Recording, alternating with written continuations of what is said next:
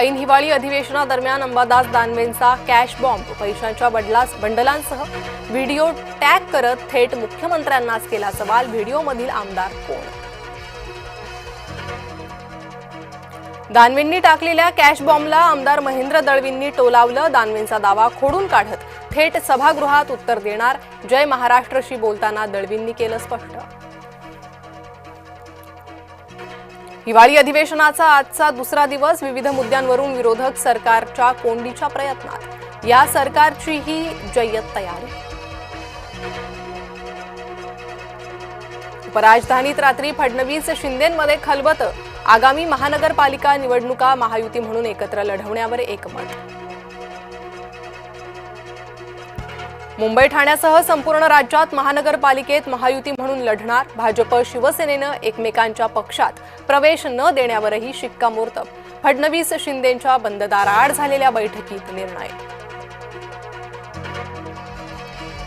इंडिगोच्या ढिसाळ कारभाराचा लोकप्रतिनिधींनाही फटका। अनेक आमदार मंत्र्यांची विमानं रद्द। सरकारनं स्पेशल फ्लाईटची सोय करावी, आमदारांची एकमुखी मागणी।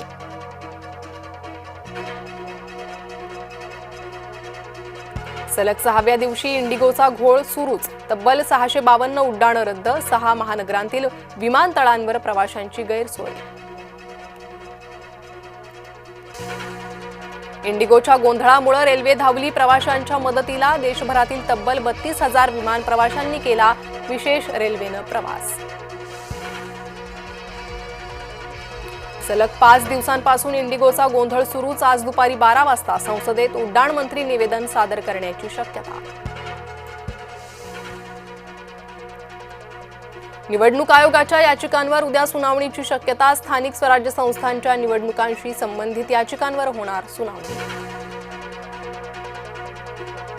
वंदे मातरमवर आज राज्यसभेत चर्चेची शक्यता। काल लोकसभेत पंतप्रधानांनी केलं होतं संबोधन। SIR-वर आज लोकसभेत राहुल गांधी बोलण्याची शक्यता। सभागृहात वादळी चर्चा होण्याचीही शक्यता। नाशिकच्या तपोवन येथील वृक्षतोडीवर झालेली बैठक निष्फळ।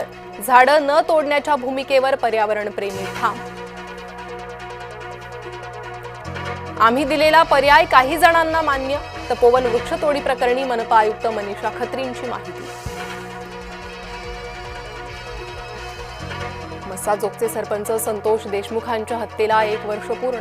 मुख्य आरोपी कृष्णा आंधळे अद्यापही फरारच।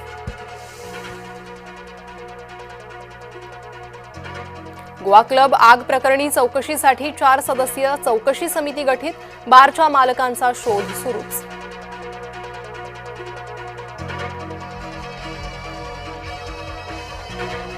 जपानमध्ये 7.6 तीव्रतेचा भूकंप। सुनामीच्या लाटाही लोटल्या। सुदैवानं कोणतीही जीवितहानी किंवा मालमत्तेची हानी नाही।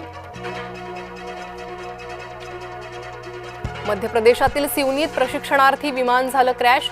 विजेच्या तारांना धडकून विमान कोसळलं। दोन्ही पायलट जखमी। मात्र 90 गावांचा वीज पुरवठा झाला खंडित। ठाणे महापालिकेसमोर भटक्या कुत्र्यांचा हैदोस। कुत्रे चावा घेत असल्याचा तक्रारी वाढल्या। पिसाळलेल्या कुत्र्यांचा बंदोबस्त करण्याची ठाणेकरांची मागणी। ज्येष्ठ समाजसेवक बाबा आढाव यांचं दीर्घ आजारानं निधन। वयाच्या 96व्या वर्षी घेतला अखेरचा श्वास।